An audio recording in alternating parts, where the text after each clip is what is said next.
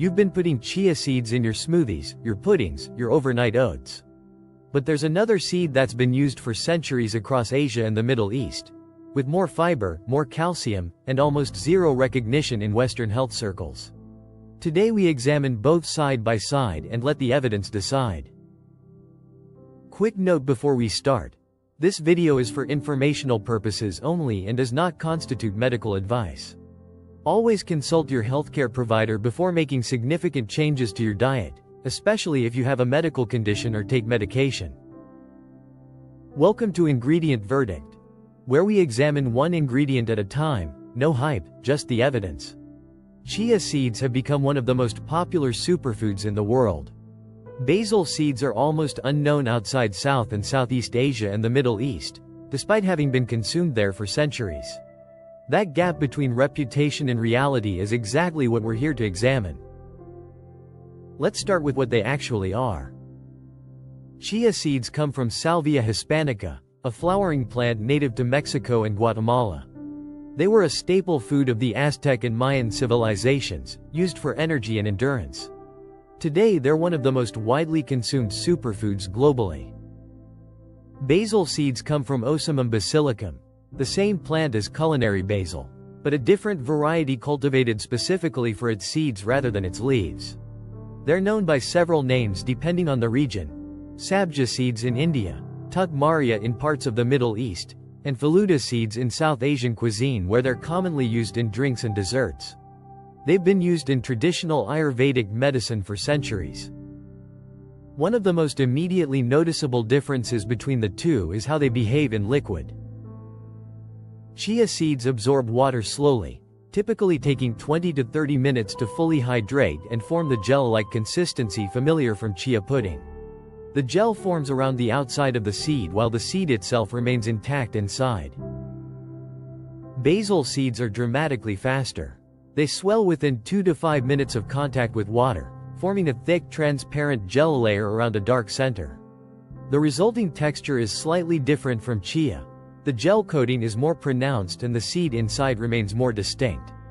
In South Asian cuisine, this texture is deliberately used in cold drinks like faluda and sherbet. This speed difference has practical implications.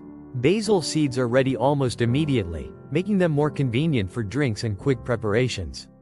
Chia seeds need time to hydrate fully, which is why they work better for overnight preparations. Now for the nutritional comparison. And this is where it gets interesting. Per tablespoon serving, approximately 13 grams, both seeds provide similar calories.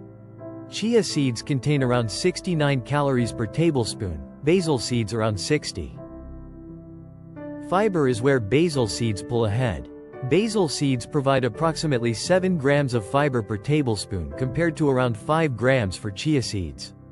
Both are predominantly soluble fiber that forms a gel, which is associated with slowing glucose absorption, supporting cholesterol management and feeding beneficial gut bacteria.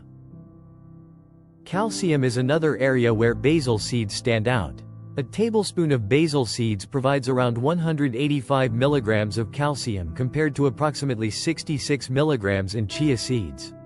For context, the EU recommended daily intake for calcium is 800 milligrams, meaning a single tablespoon of basil seeds provides around 23% of the daily target. This makes them particularly interesting for anyone avoiding dairy.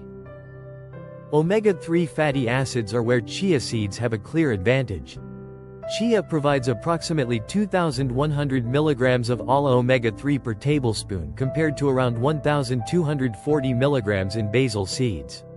As we covered in our omega-3 video, ALA conversion to EPA and DHA is inefficient, but chia seeds remain one of the most concentrated plant sources of ALA available.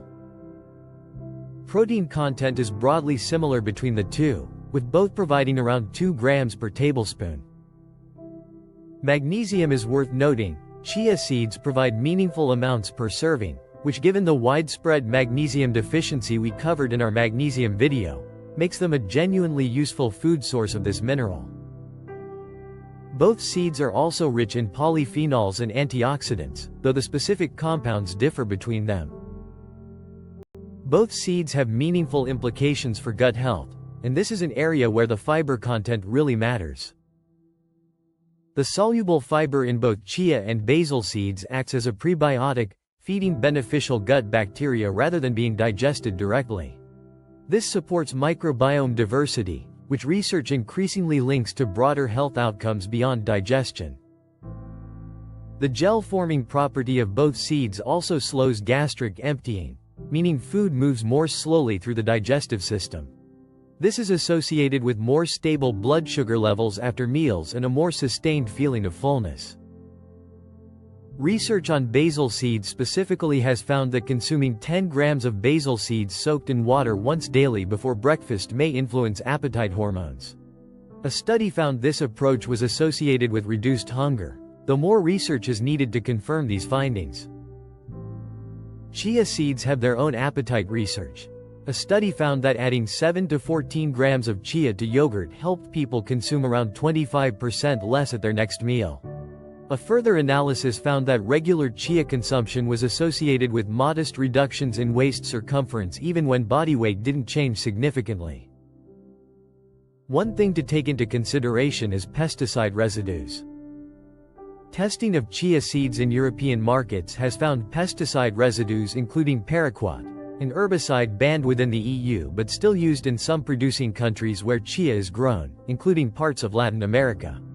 Analysis by German food safety authorities found paraquat in 25% of chia seed samples tested, with 3 samples considered unmarketable due to levels exceeding permitted limits.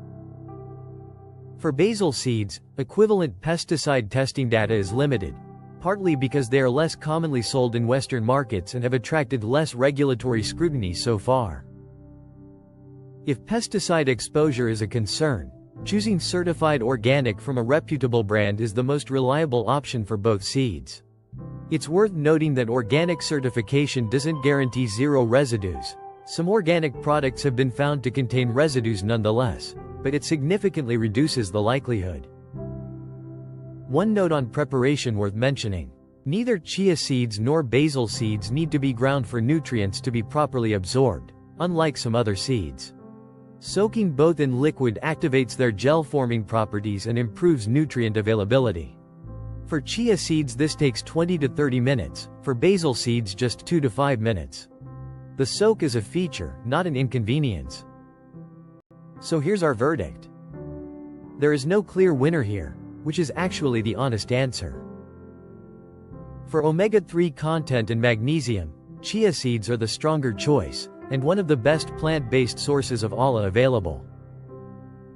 For fiber and calcium, basil seeds have a meaningful advantage, particularly for anyone looking to increase calcium intake without dairy. For gut health and satiety, both are strong options, with broadly similar mechanisms and comparable evidence. For convenience in drinks and quick preparations, basil seeds win on speed, fully hydrating in minutes rather than hours.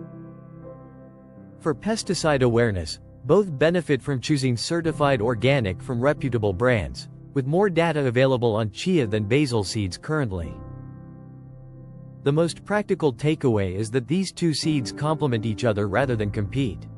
Using chia seeds in overnight preparations for their omega-3 and magnesium content, and basil seeds in drinks or quick prep contexts for their fiber and calcium, gives you the best of both. That's our verdict on chia seeds versus basil seeds. Bottom line: the seed you've never heard of might be worth knowing.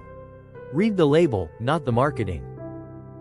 If this was useful, subscribe. In every video we examine one ingredient, no hype, just the evidence. What ingredient would you like us to examine next? Drop it in the comments below. See you next time.